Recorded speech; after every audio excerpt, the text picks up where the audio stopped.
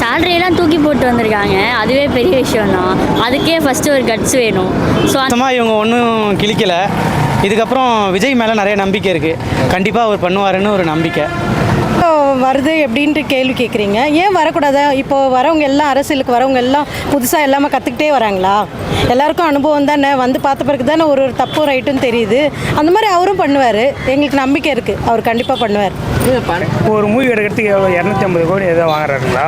இப்போ அதெல்லாம் விட்டுட்டு நம்மளுக்கோசரம் வராரு, அதுக்கோசரம் ஆதரவு கொடுக்கலான்னு இருக்குங்க, வேறு ஒன்றும் இல்லை. ஆமாம், இப்போ எம்எல்ஏ ஆகி வந்து இது மேலே பொறுமையாக அவர் வரணும்னு நினச்சா அவர் டேரெக்டாக சிஎம்ஏ ஆகிடுவார். எதுக்கு அவருக்கு எம்எல்ஏலாம்? அவர் டேரெக்டாக போல சிஎம்ஏ கரெக்டாக. அஜித்தின் ரசிகன், விஜயின் தொண்டனா? ஏன்டா? ஏன்னா அவரை மாதிரி யாரும் வர முடியாதுண்ணா. ஓகே. ஏன்னா அவர் படம் எடுக்கிறதால மட்டுமே நம்ம தலைமை ஏற்றுக்க முடியாது இல்லையா? அதில் அவர் செய்கிறதே வேறு லெவல்லாம் வருது. அது இறங்கி செய்யணும். 200 கோடி விட்டுட்டு வர்றது ரொம்ப பெரிய விஷயம். சரி, கண்டிப்பாக அவருக்கு செய்வாருன்னு ஒரு நம்பிக்கை இருக்குது. கண்டிப்பாக அதுக்காக கண்டிப்பாக ஓட்டு போட்டு தானே ஆகணும். அவருக்காக தான் ஒரு டிஃப்ரென்ஸ் தேவைப்படும்ல கண்டிப்பாக. அதனால் கண்டிப்பாக விஜய் அண்ணாக்கு தான் ஓட்டு போடும். எப்பவுமே டிஎம்கே மட்டுமே வந்து போகக்கூடாதுல்ல. ஏதாவது ஒரு சான்ஸ் யாருக்காவது ஒருத்தர் கட்சி தானே ஆகணும். இவரு கொடுத்து பார்ப்போமே, இவர் என்ன பண்ணுவார் நம்மளுக்கு தெரியும் ஓரளவுக்கு. நம்மளுக்கு அவுட் ஆஃப் த மீடியாவும் நம்ம பார்க்கலாம். இருந்தாலும் அவனோட ஒப்பீனியன் சொல்கிறான். ஆமாம், ஒரு வாட்டி சான்ஸ் கொடுத்து பார்க்கணும்ண்ணா. எல்லாருக்கும் சான்ஸ் கொடுத்தா தானே வாய்ப்பு. அண்ணன் தான். ஓகே, ஏன் எதனால? எல்லாருமே பார்த்தாச்சு. கிட்டத்தட்ட 2 பார்ட்டி ஓட்டு போட்டிருக்கேன்.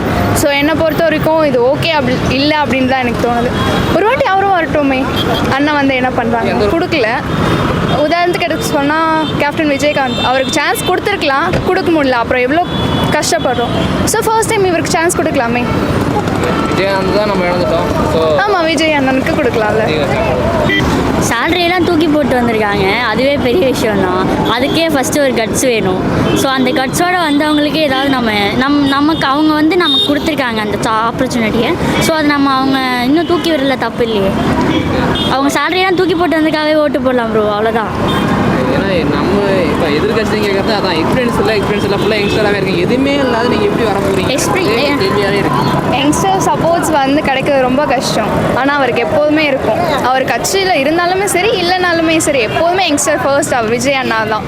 ஸோ அப்படி இருக்கும்போது அவர் ஃபர்ஸ்ட் ஒரு ஸ்டெப் எடுத்து வைக்கிறாரு அப்படின்னும் போது நாங்களும் கை கொடுத்து ஃபர்ஸ்ட் ஸ்டெப் நீங்கள் எடுத்துக்கிறோம், உங்கள் பின்னாடி நாங்களும் ஃபர்ஸ்ட் ஸ்டெப் எடுத்து வைக்கிறோம் அப்படின்ற மாதிரி தான் எங்களோட இது. ஃபர்ஸ்ட் பார்க்கலாமே, எப்படி இருந்தாலும் ஒரு சேஞ்சஸ் இருக்கும், சான்ஸ் கொடுத்து பார்க்கலாம், கன்ஃபார்மாக இருக்கும். நான் இல்லை, எங்கள் ஃபேமிலி மொத்தமும் டிஎம்கே. நான் டிஎம்கே போஸ்டிங்லேயே இருக்கேன். இருந்தாலுமே எனக்கு வந்து ஒரு சரியான வேலை வாய்ப்பு கிடைக்கிறது இல்லை. மக்கள் வந்து ரொம்ப கஷ்டப்படுறாங்க. டேக்ஸு எல்லாமே விலைவாசி ஏறி போச்சு. என்ன ஒரு ரோடு, நல்ல ரோடு இருக்கா? இந்த ரோடே நீங்களே பாருங்களேன், பில் அந்த பக்கம் ரோடை பாருங்களேன், ரொம்ப மோசமாக இருக்குது. எங்கள் ஏரியாலாம் ரொம்ப ஃபஸ்ட்டு. ரோடு சரியில்லை, தண்ணி சரியில்லை, கரண்ட்டு எங்கள் ஊர் சைட்லாம் கரண்ட்டு போய்கிட்டே தான் இருக்குது, இன்னமும் போய்கிட்டே தான் இருக்குது. அதுக்கு ஒன்றும் இல்லை சொல்லப்போனால். சரி பண்ண மாட்டுறாங்க. மேபி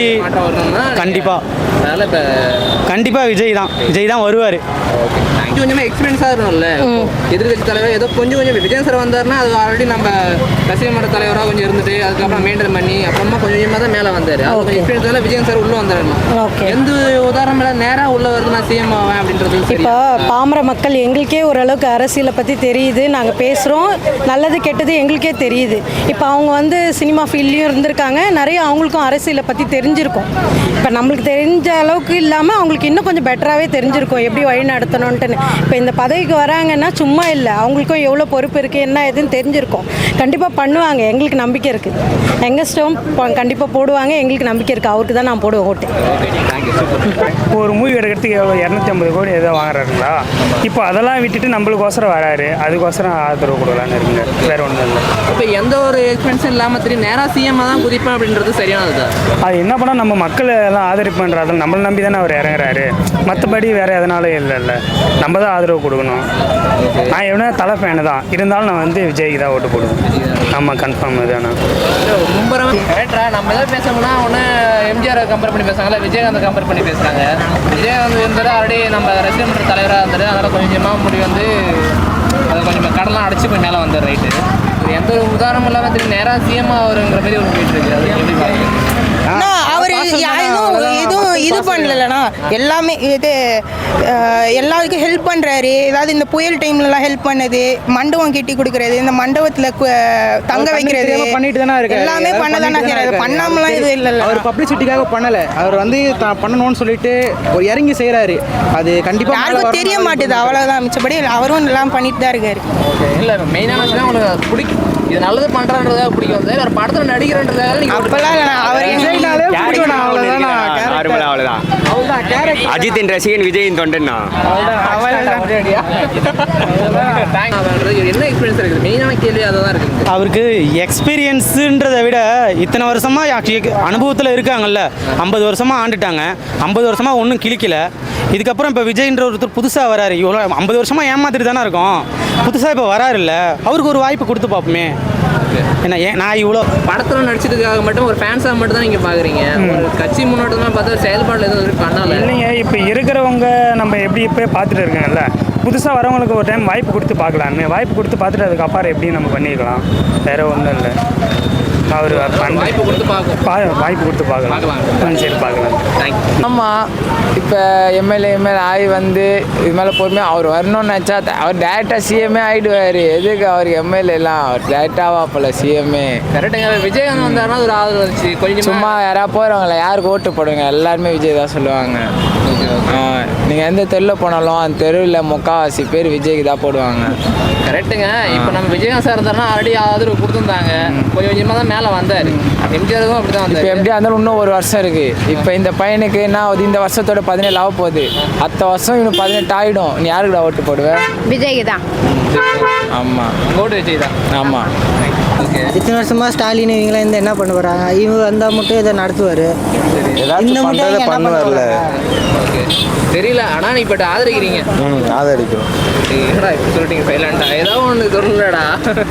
ராஜேஷ் சொல்லுவோம். தெரியல யங்ஸ்டர்டா, நீ தானடா பதில் சொல்லலாம். ஓகே, படம் நடிச்சிருக்காங்க, ஸோ அதனால நீங்கள் போட்டு போடுறீங்களா? அதுக்காக இல்லை, அப்படிலாம் இல்லை. ஸ்டாலின் ஒரு எடப்பாடி வரலாம் எதுவும் பண்ணதில்லை.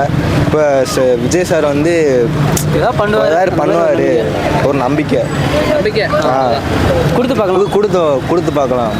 ஒரு வாய்ப்பு நல்லா நல்லது பண்ணுறாரு ப்ரோ. இப்போ வந்து ஆக்சுவலாக வந்து இப்போ வந்து வர ஸ்டூடெண்ட்ஸை வந்து மோட்டிவேட் பண்ணுறாரு அவர். ஏன்னா இப்போ எக்ஸ்பீரியன்ஸே இல்லை, அடித்தா சிஎம்மாக தான் ஆகும் அப்படின்ற மாதிரி எதிர்கட்சின்னு கேட்குறாங்க. இது சரியா? கண்டிப்பாக சிஎம் ஆவார் ப்ரோ, கண்டிப்பாக அவர் சிஎம். எந்த ஒரு எக்ஸ்பீரியன்ஸ் இல்லாமல் முன்னாடி வர்றது சரியா ப்ரோ? இல்லை ப்ரோ, கண்டிப்பாக வந்துடுவார், சிஎம் ஆகிடுவார். அவர் தான் சிஎம்ஏ. ஏன்னா இப்போ ராகவலாரன்ஸ் இருக்காருன்னா அது ஒரு கொஞ்சம் இளைஞர்கள்லாம் கொஞ்சம் நல்லது பண்ணிட்டு இதே ஒரு வேலையை வச்சு இதே மாதிரி கொஞ்சமாக இப்படி இருந்தால் ராகவலாரன்ஸ் சொன்னால் கூட அது ஒரு ஆதரிக்கலாம். ஓகே, எதுவுமே இல்லை, நான் வந்து எலெக்ஷன் வந்து இறங்குறேன், கேட்டால் நான் மக்கள் நல்லது பண்ண போகிறேன் அப்படின்ற மைண்டாக தான் வந்துட்டு இருக்காரு. இது சரியானதா? சரியானது தான் ப்ரோ. ஓகே, சரியானது தான். அவர் வந்து என்ன சொல்கிறதுனா, அவர் வந்து எல்லாரையும் வந்து இளைஞருக்கு தான் ஃபுல்லாக மோட்டிவேட் பண்ணுறாரு, வேறு ஒன்றும் இல்லை. ஓகே, அதனால் உங்களுக்கு உங்கள் ஓட்டு எப்பயுமே தளபதி தான் ப்ரோ. தளபதினா உயிர் அவர் தான், வேறு ஒன்றும் இல்லை.